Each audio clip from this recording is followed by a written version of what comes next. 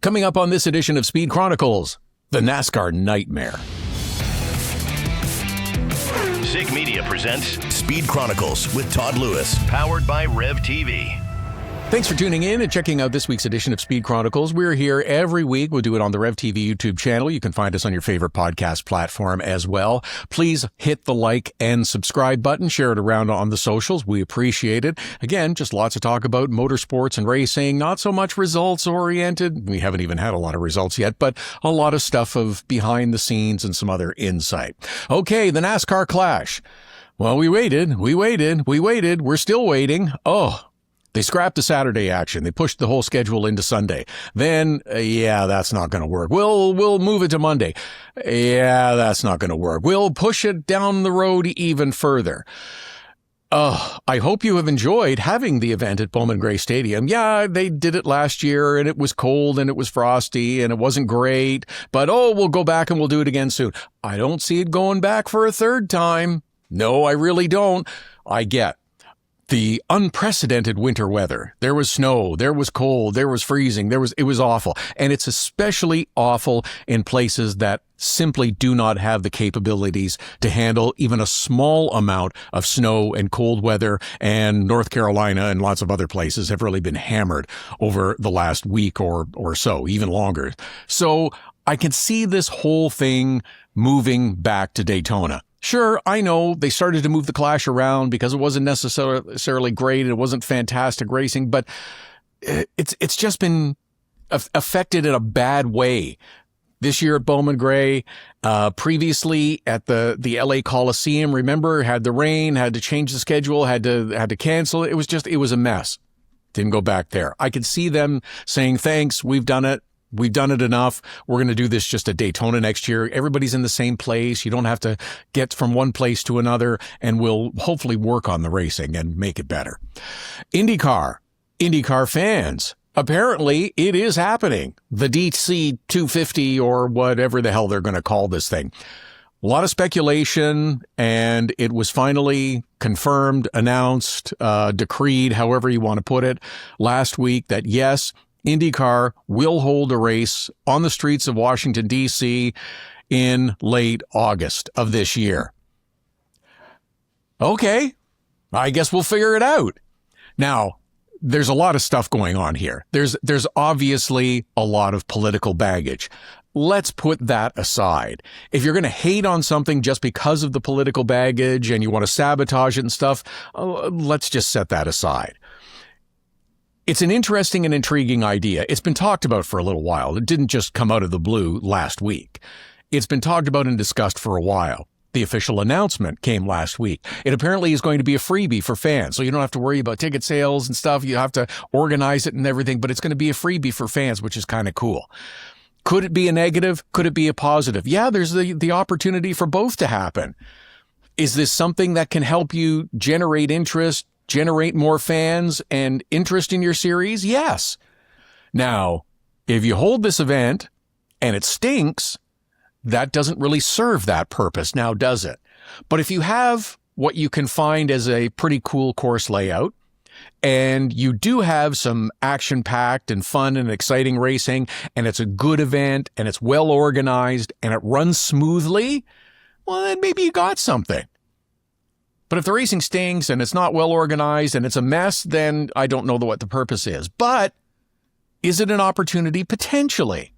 It's a huge undertaking. There's the potential to lose a crap ton of money. If you're the IndyCar leadership, then I sure hope that you've got a deal and in writing that says you're not on the hook for a great deal of losses. I hope you've submitted a hugely inflated potential budget to the federal government and they've said, yeah, sure, we can cover that. That's no problem. Because you don't want to be paying for it if it turns out to be a mess. What are the optics going to be? How big is the crowd going to be? Is it going to be well handled? Is it going to run smoothly? And how is the racing going to look? Is it going to be something that's exciting and interesting and attracts people's attention to the series, to not just this event, but to hopefully maybe tune in and have another sample of it later on in the year and in years to come? Maybe. Looks like it's going to be a one-off right now. Maybe there is the potential to do it on an annual basis. Who knows? But you have to do it right, first of all. It's got to be a good event. Otherwise, it might work against you.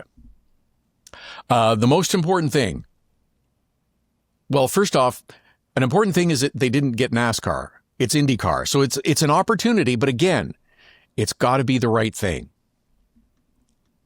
It didn't just happen in 4 or 5 days. It's been talked about for a while. There's some ideas of where they might be able to run these cars. They just haven't announced that part of it yet. Oh, they have signed an agreement with a pretty big monumental sports company, too, to help facilitate this. And that's in keeping with the IndyCar pattern. Also IndyCar related. What's old is new again in terms of Team Penske. Tim Cindric, remember that name?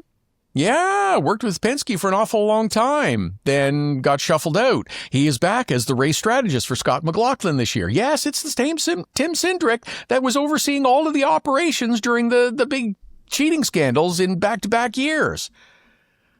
He, along with other senior executives, out.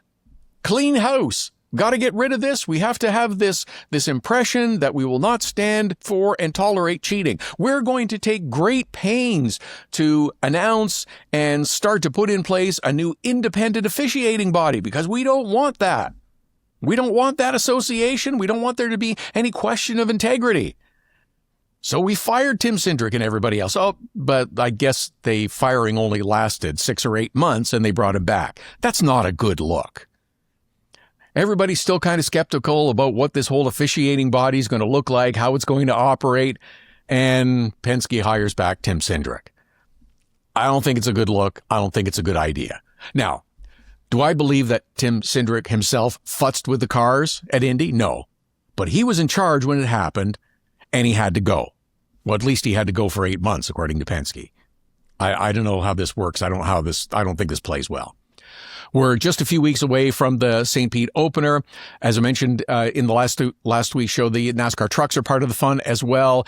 It makes for a bit of a wonky schedule. They've put it out publicly now. The NASCAR Trucks will practice and qualify Friday. Last sections on the track on Friday afternoon in St. Petersburg, and then they will race midday Sunday. There's some big gaps in the schedule where there isn't competitive racing or practice or qualifying on track around the NASCAR Trucks. That's because it takes a lot of work to organize and facilitate getting all their stuff, all their pit carts and everything out and then back and set up. And it's going to be busy. It's going to be crowded. It's going to be a little wonky, but I think it's going to be intriguing. And it just got more intriguing because they've announced that Dario Franchitti is running in the Truck Series at St. Petersburg. Former winner on the streets of St. Pete.